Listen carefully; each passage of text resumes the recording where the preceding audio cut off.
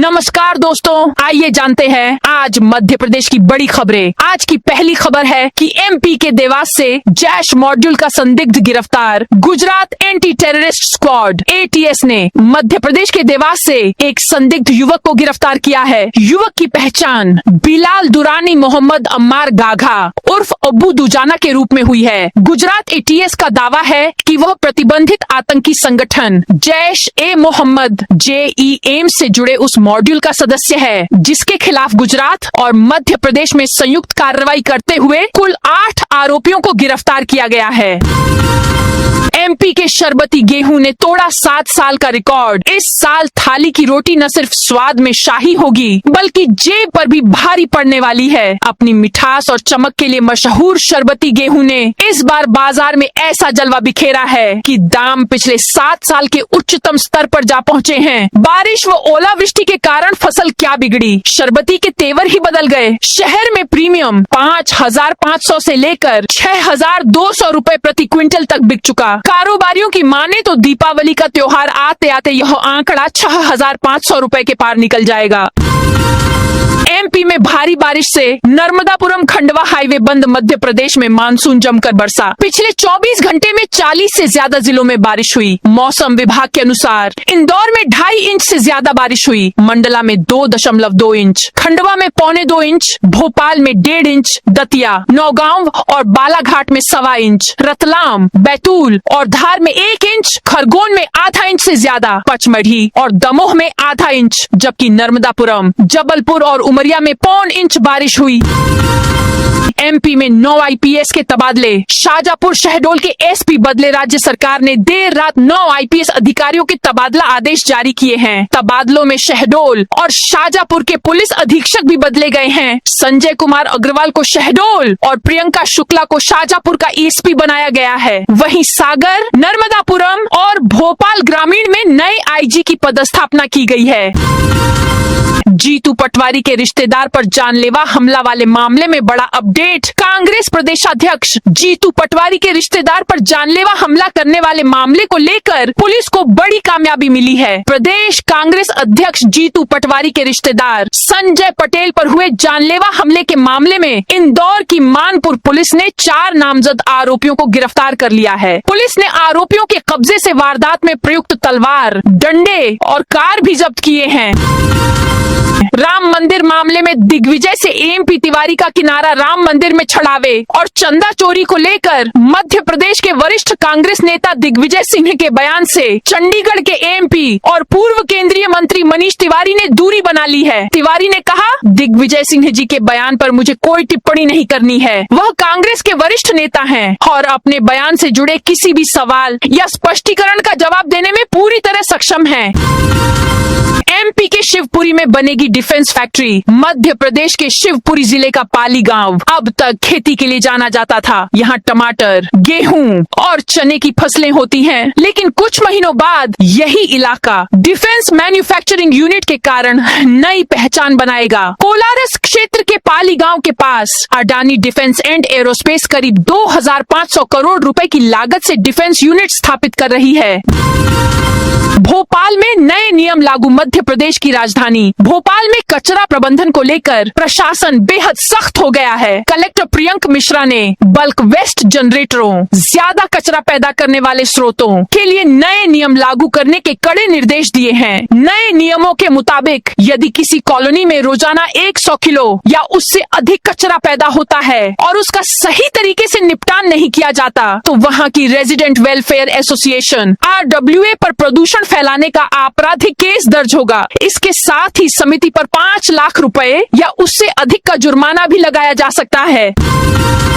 आंगनबाड़ी कार्यकर्ता के 54 पदों पर भर्ती। ग्वालियर जिले में आंगनबाड़ी कार्यकर्ता एवं सहायिकाओं की भर्ती प्रक्रिया इस बार पूरी तरह डिजिटल और पारदर्शी तरीके से की जाएगी। राज्य शासन के दिशा निर्देशों के तहत महिला एवं बाल विकास विभाग द्वारा जिले में रिक्त 54 पदों पर भर्ती की जाएगी। इनमें 15 आंगनबाड़ी कार्यकर्ता और 39 सहायिकाओं के पद शामिल हैं।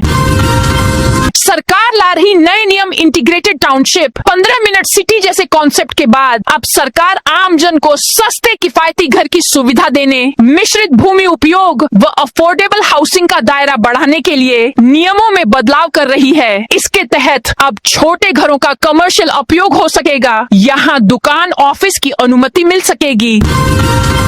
पहले एनडीजेड में अस्थायी आवास बनाने बीपीसीएल प्रबंधन ने खुद मांगी थी अनुमति और निर्माण कार्यों पर नहीं लगाई रोक। रिफाइनरी के आसपास निषिद्ध और नो डेवलपमेंट जोन। एनडीजेड में करीब 1 साल से निर्माण कार्य चल रहे हैं, लेकिन न रिफाइनरी प्रबंधन और न ही प्रशासन ने निर्माण कार्य रुकवाने के प्रयास किए। पिछले वर्ष दिसंबर माह में जब प्रशासन ने निर्माण कार्य हटाने के नोटिस दिए तो बीपीसीएल प्रबंधन के अधिकारियों ने अनुमति देने आवेदन सौंपा था। इसके बाद मामला ठंडे बस्ते में चला गया था और अब फिर कार्रवाई शुरू हुई है, जिसका विरोध हो रहा है।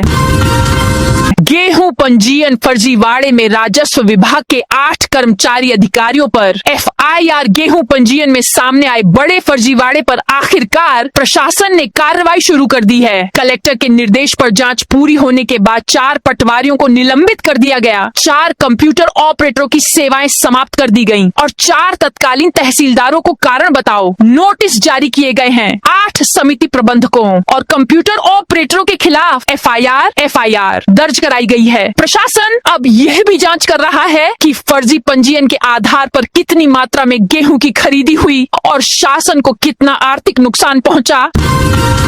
17 साल से अटैच शिक्षकों की रुकेगी सैलरी। मध्य प्रदेश के भोपाल शहर में सालों दूसरे विभागों और कार्यालयों में अटैच होकर सेवाएं दे रहे शिक्षकों पर अब लोक शिक्षण संचालनालय डीपीआई ने सख्ती शुरू कर दी है। डीपीआई कमिश्नर अभिषेक सिंह ने समीक्षा बैठक में स्पष्ट निर्देश दिए कि स्कूलों में पदस्थ होकर अन्य संस्थानों में कार्यरत शिक्षकों का वेतन रोका जाए। राजधानी में ऐसे 1 दर्जन से अधिक शिक्षक है जो पढ़ाई छोड़ मंत्रालय, एसडीएम कार्यालय और अन्य संस्थानों में सेवाएं दे रहे हैं। भोपाल के और जीपीवी में 3 इडियट्स स्टाइल में चोरी बॉलीवुड फिल्म 3 इडियट्स में दिखाई गई प्रश्न पत्र चोरी की कहानी शुक्रवार को मध्य प्रदेश की राजधानी भोपाल के राजीव गांधी प्रौद्योगिकी विश्वविद्यालय आरजीपीवी के यूटीडी कैंपस में हकीकत बन गई है। यहाँ परीक्षा शुरू होने से चंद मिनट पहले पता चला कि अलमारी में रखे प्रश्न पत्र चोरी हो चुके हैं। घटना के सामने आने के बाद विश्वविद्यालय में हड़कंप मच गया। दतिया में जीत के लिए जमीन पर उतरेंगे बड़े नेता। चंबल संभाग के विजयपुर में करीब 1.5 साल पहले हुए उपचुनाव के बाद अब ग्वालियर के दतिया में उपचुनाव होने जा रहे हैं। भाजपा के लिए यह चुनाव विजयपुर में मिली हार के बाद कड़ी परीक्षा से कम नहीं होगा। दतिया सीट सत्ता संगठन की प्रतिष्ठा से जुड़ी है। यहाँ 15 सालों तक लगातार भाजपा का कब्जा रहा है। हालांकि कांग्रेस ने पिछली बार 2023 के विधानसभा चुनाव में नरोत्तम मिश्रा को हराते हुए चौंका दिया था। उनकी हार बीजेपी भुला नहीं पा रही है। इसी कारण पार्टी दतिया उपचुनाव को लेकर पूरी तरह गंभीर है। सीट पर जीत के लिए माइक्रो प्लान बनाया जाएगा। इसके अंतर्गत प्रदेश के बड़े नेता भी दतिया में ही डेरा डालेंगे। सीएम मोहन यादव ने भरी बैठक में अफसरों को हड़काया। मुख्यमंत्री कार्यालय से लिखी A+ की नोट शीट पर अधिकतम 15 दिनों में निर्णय लेना होता है, लेकिन ऐसा नहीं हो रहा। A+ की ऐसी 821 से अधिक नोट शीट 2 माह से ऑफिस में धूल खा रही है। ACS, PS इन पर निर्णय लेने की बजाय एक से दूसरे विभागों को भेज रहे हैं। सीएम डॉक्टर मोहन यादव ने शुक्रवार को A+ व घोषणाओं के पालन की समीक्षा की तो यह तथ्य सामने आया। इस पर उन्होंने सख्ती दिखाई। प्रेजेंटेशन बीच में रुकवाकर पूछा, सबसे जरूरी काम क्यों अटक रहे? एमपी के 2 आईपीएस को बड़ी जिम्मेदारी। राज्य सरकार ने एक बार फिर देर रात प्रदेश के वरिष्ठ अधिकारियों को इधर से उधर किया। शुक्रवार देर रात राज्य के 9 आईपीएस अफसरों के तबादले कर दिए। राज्य के गृह विभाग ने इस संबंध में आदेश जारी किए हैं। आईपीएस की इस तबादला सूची में सबसे अहम नियुक्ति रुचिवर्धन मिश्रा की है। उन्हें पुलिस मुख्यालय से हटाकर भोपाल ग्रामीण का आईजी बनाया है। शहडोल और शाजापुर जिलों के एसपी भी बदल दिए गए हैं। दिग्विजय सिंह उज्जैन से अयोध्या तक करेंगे पदयात्रा। राम मंदिर में कथित चंदा चोरी पर पूरे देश में सियासत गरमाई हुई है और अब इसी बीच मध्य प्रदेश के पूर्व सीएम दिग्विजय सिंह ने राम मंदिर कथित चंदा चोरी को लेकर पदयात्रा निकालने का ऐलान किया है। दिग्विजय सिंह ने कहा है कि उन्होंने भी राम मंदिर के लिए चंदा दिया था और मेरा चंदा भी चोरी हुआ है, इसलिए वो चंदा चोरी मामले में मामला दर्ज कराएंगे। इतना ही नहीं, दिग्विजय सिंह ने मध्य प्रदेश के उज्जैन से अयोध्या तक पदयात्रा करने का भी ऐलान किया है। कांग्रेस में रहकर पार्टी की मुसीबतें बढ़ाने वाले होंगे। चिन्हित मध्य प्रदेश कांग्रेस में अक्सर अपने ही नेताओं के कारण पार्टी की मुसीबतें बढ़ती रहती हैं। कई नेता सीधे पार्टी के प्रदेश अध्यक्ष जीतू पटवारी से लेकर प्रदेश प्रभारी हरीश चौधरी, पूर्व सीएम दिग्विजय सिंह तक को निशाने पर ले लेते हैं। अब पार्टी लाइन से हटकर अक्सर विवादित बयान देने वाले कांग्रेसियों की मुसीबतें बढ़ने वाली हैं। एमपी कांग्रेस अब ऐसे विवादित नेताओं की लिस्ट तैयार करने जा रही है जो पार्टी लाइन से हटकर बयान देते हैं। केन बेतवा प्रभावितों का चिता आंदोलन फिर शुरू हुआ। छतरपुर और पन्ना जिलों में चल रही विभिन्न परियोजनाओं, जिनमें केन बेतवा लिंक परियोजना, मजगाय माध्यम, रूंज, नेगुआ सिंचाई और एनटीपीसी शामिल हैं, में कथित अन्याय और झूठे आश्वासनों के खिलाफ स्थगित चिता आंदोलन फिर से शुरू हो गया है। यह आंदोलन न्याय दो या मार दो के नारे के साथ शुक्रवार से केन बेतवा प्रभावित कुपीग्राम के पास केन नदी की सहायक बराना नदी पर चल रहा है। इस आंदोलन का नेतृत्व आदिवासी महिलाएं कर रही हैं। नवभारत हाउसिंग सोसाइटी घोटाला में 4.64 करोड़ की हेराफेरी। इंदौर की चर्चित नवभारत हाउसिंग सोसाइटी में करोड़ों रुपए के घोटाले को लेकर प्रवर्तन निदेशालय ईडी ने अपनी कार्रवाई तेज कर दी है। करीब 4.64 करोड़ रुपए की वित्तीय अनियमितताओं और जमीन घोटाले से जुड़े मामले में ईडी ने आरोपी श्रीकांत घंटे, सुभाष चंद्र दुबे, राकेश जैन, अंतिम जोशी और आनंद शाह के खिलाफ मनी लॉन्ड्रिंग निवारण अधिनियम PMLA के तहत विशेष न्यायालय इंदौर में चालान पेश किया है। मामले में कोर्ट ने आरोपियों को नोटिस जारी कर सुनवाई की प्रक्रिया शुरू कर दी है। नर्मदापुरम में पंचायत सचिव पर अवैध उत्खनन का केस। नर्मदापुरम के सोहागपुर क्षेत्र के रैनी पानी के पास स्थित पापड़ पानी गांव में तालाब से हुए अवैध मिट्टी उत्खनन मामले में खनिज विभाग ने जुर्माने की कार्रवाई की। खनिज विभाग ने ग्राम पंचायत मंगरिया के सचिव भगवान दास रघुवंशी के खिलाफ अवैध उत्खनन का प्रकरण बनाया है। उमरिया में जर्जर स्कूल भवन हटाने पर विवाद। उमरिया जिले में लगातार हो रही बारिश के बीच स्कूल भवनों की जर्जर स्थिति बच्चों की सुरक्षा को लेकर चिंता बढ़ा रही है। मानपुर जनपद पंचायत की ग्राम पंचायत बरबसपुर स्थित शासकीय स्कूल में क्षतिग्रस्त भवन को हटाने का मामला पंचायत और शिक्षा विभाग के बीच विवाद का कारण बन गया है। बरगद के नीचे खड़ी 10 बकरियों पर गिरी आकाशीय बिजली। छतरपुर जिले के ईशानगर क्षेत्र के ग्राम बौड़ा में शुक्रवार शाम आकाशीय बिजली गिरने से एक परिवार को बड़ा आर्थिक नुकसान हुआ। खेत में बरगद के पेड़ के नीचे खड़ी 10 बकरियों की बिजली गिरने से मौके पर ही मौत हो गई। इस घटना से पीड़ित परिवार के सामने आजीविका का संकट खड़ा हो गया है।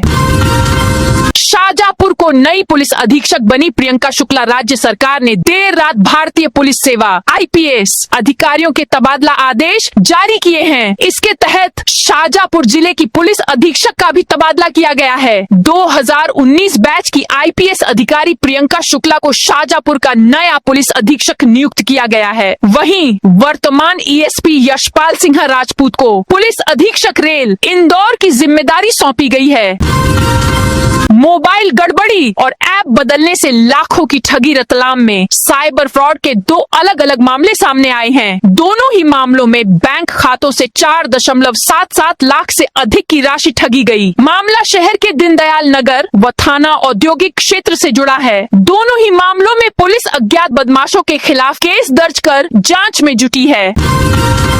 गुनाह में स्मार्ट मीटर विरोध के बीच उपभोक्ताओं को नोटिस। गुनाह में स्मार्ट मीटर लगाने में नागरिकों का विरोध झेल रही बिजली कंपनी ने अब उपभोक्ताओं को नोटिस भेजना शुरू कर दिया है। इन नोटिस में उपभोक्ताओं को स्मार्ट मीटर न लगवाने पर कनेक्शन काटने की बात कही जा रही है। पूर्व कांग्रेस महासचिव राकेश यादव का इस्तीफा। अंदरूनी कलह और गुटबाजी के बीच MP कांग्रेस में एक बार फिर नया विवाद सामने आया है। कांग्रेस के वरिष्ठ नेता और पूर्व प्रदेश महासचिव राकेश सिंह यादव ने प्रदेश कांग्रेस अध्यक्ष जीतू पटवारी और संगठन प्रभारी हरीश चौधरी पर गंभीर आरोप लगाए हैं।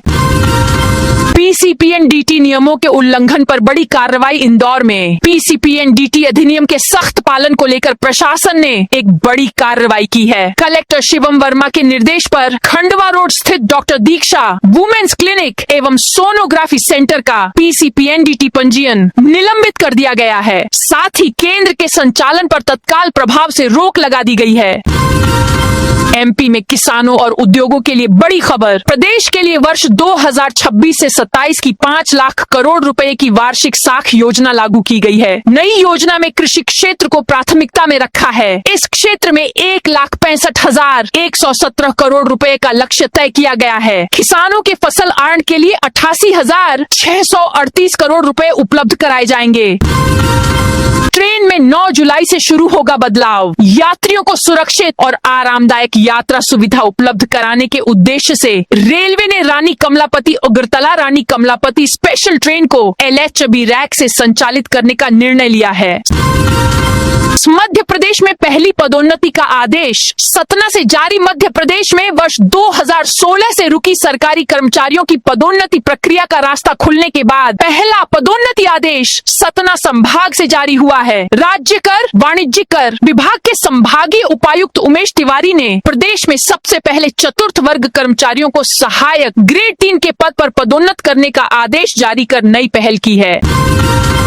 एमपी के 3 नेताओं पर लटकी तलवार। मध्य प्रदेश में कांग्रेस में अंदरूनी उठापटक जारी है। अनुशासन तो मानो बचा ही नहीं है। कांग्रेस के 3 दिवसीय मौन सत्याग्रह की कुछ नेताओं ने पहले ही दिन हवा निकाल दी। कई शहरों में पार्टी नेताओं ने टीवी डिबेट में भाग लिया। विदिशा में तो खुद जिलाध्यक्ष मोहित रघुवंशी ही डिबेट में शामिल हुए। इस पर पार्टी नेताओं ने आपत्ति भी जताई। मनाही के बावजूद टीवी डिबेट में शामिल होने की शिकायतों पर प्रदेश नेतृत्व ने भी नाराजगी जताई है। संगठन की तरफ से नोटिस जारी करने की बात कही गई है।